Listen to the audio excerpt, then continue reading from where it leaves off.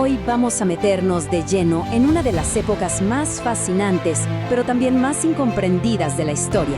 Un tiempo de colapso, de caos, sí, pero al final de una reconstrucción increíble. Y ojo, que esta no es una pregunta teórica, pasó de verdad. Y la respuesta, bueno, la respuesta da forma a 1000 años de historia en Europa. Así que, sin más, arranquemos. A ver, imagínense por un segundo un mundo donde todo lo que da seguridad, las leyes, las carreteras, el comercio, de repente, ¡uf!, se desmorona. Ese fue el escenario, ese fue el punto de partida. Para entender lo que vino después, primero hay que dimensionar ese vacío, porque la caída de Roma no fue un evento de un día para otro. Fue el comienzo de una era que literalmente cambió las reglas del juego para siempre. Este periodo es el que conocemos como la Edad Media. 1000 años, un puente larguísimo entre el mundo antiguo y el nuestro. Y acá, una aclaración súper importante. Hay que sacarse de la cabeza esa idea de que fue una época oscura. Para nada, ya veremos por qué. Entonces, ¿cuál fue la consecuencia inmediata? Muy simple. El poder, que antes estaba todo concentrado en Roma, se pulverizó, se dispersó por completo. Cada provincia del antiguo imperio quedó básicamente a su suerte. El resultado fue un rompecabezas de territorios sin un mando único. Pero ya se sabe, ¿no? Donde hay un vacío de poder, alguien siempre llega a llenarlo. Y eso fue precisamente lo que pasó. Y aquí es donde aparecen los nuevos actores de esta historia. Esos pueblos que los romanos, un poco despectivamente, llamaban bárbaros. Pero en realidad eran grupos enteros moviéndose, buscando un lugar, y en el proceso estaban redibujando el mapa de Europa desde cero. Ahora, la pregunta es, ¿por qué se movían todos al mismo tiempo?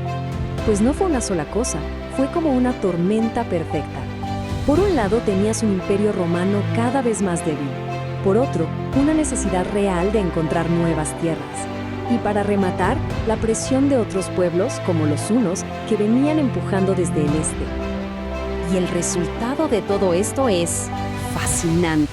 Porque si lo pensamos bien, estos asentamientos son el germen de las naciones que conocemos hoy. Los visigodos se asientan en lo que será España, los francos en lo que será Francia, los anglos y sajones en Gran Bretaña. O sea, el mapa de la Europa moderna estaba naciendo en ese preciso momento. Ok, entonces, tenemos un mapa político totalmente nuevo y fragmentado. La pregunta del millón era, en un mundo así de caótico, ¿quién protege a la gente? ¿Cómo se organiza la defensa? La respuesta fue un sistema radicalmente nuevo.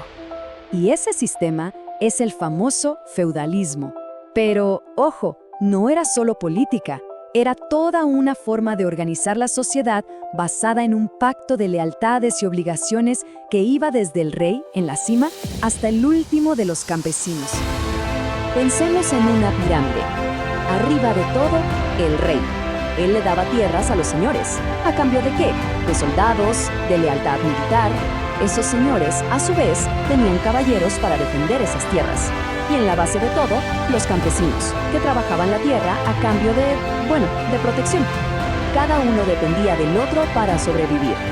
Así que en esta primera etapa, en la Alta Edad Media, el centro de la vida se traslada al campo. Olvídense de las grandes ciudades romanas.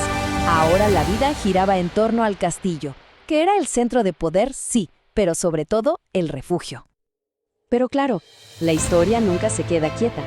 Después de varios siglos de este orden rural, las cosas empezaron a moverse de nuevo. Europa estaba por vivir otro cambio tremendo. Fue un giro de 180 grados. Pasamos de un mundo rural, agrario, donde cada uno producía para subsistir, a un mundo donde las ciudades y el comercio volvían a ser el corazón de todo. Una verdadera revolución, no solo económica, sino también social. Y con el resurgir de las ciudades, aparece una nueva clase social que simplemente no tenía lugar en esa pirámide feudal, la burguesía. Hablamos de comerciantes, de artesanos, gente cuyo poder no se basaba en la tierra, sino en el dinero, en el comercio. Y esto fue un bombazo para el sistema, porque su riqueza ponía en jaque el poder de los señores feudales. Pero, a ver, ¿de dónde salieron estas ciudades? No fue por arte de magia. Todo empezó en el campo, con mejoras en la agricultura. Se producía más comida, un excedente. Esto permitió que no todo el mundo tuviera que ser campesino. Algunos podían dedicarse a otros oficios, y con eso el comercio despegó de nuevo. El tema es que estas ciudades nuevas crecían en tierras que, técnicamente, pertenecían a un señor feudal. Y claro, no querían rendirle cuentas a nadie, así que pelearon por su libertad. Lucharon hasta conseguir unos documentos llamados fueros, que eran básicamente cartas de derechos que les daban autonomía para gobernarse a sí mismas. Bien, entonces tenemos todas estas piezas sobre la mesa. La caída de Roma, el sistema feudal, el renacer de las ciudades. ¿Cómo se conecta todo esto? Bueno, la unión de todos estos elementos es lo que termina de forjar el mundo moderno. Y aquí viene la jugada maestra. Los reyes, que durante el feudalismo habían perdido mucho poder frente a los señores locales, vieron una oportunidad de oro. ¿En quiénes?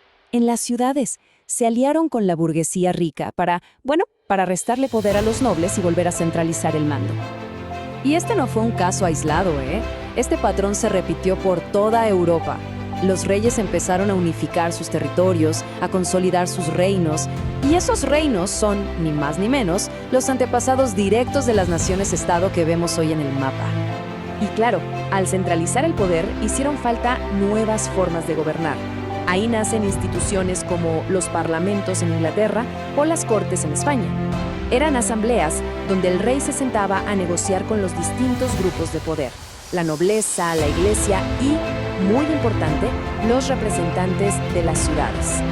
Por todo esto, la idea con la que empezamos cobra tanto sentido. La Edad Media, lejos de ser una pausa en la historia, fue el verdadero laboratorio.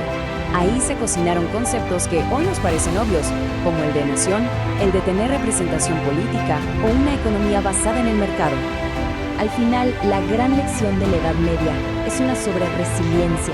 Nos enseña que incluso del peor de los colapsos pueden hacer algo completamente nuevo y fuerte. Y eso, inevitablemente, nos lleva a preguntarnos, frente a los grandes desafíos de nuestra propia era, ¿qué es lo que estamos construyendo? Una pregunta para pensar. Les agradecemos por acompañarnos en este recorrido.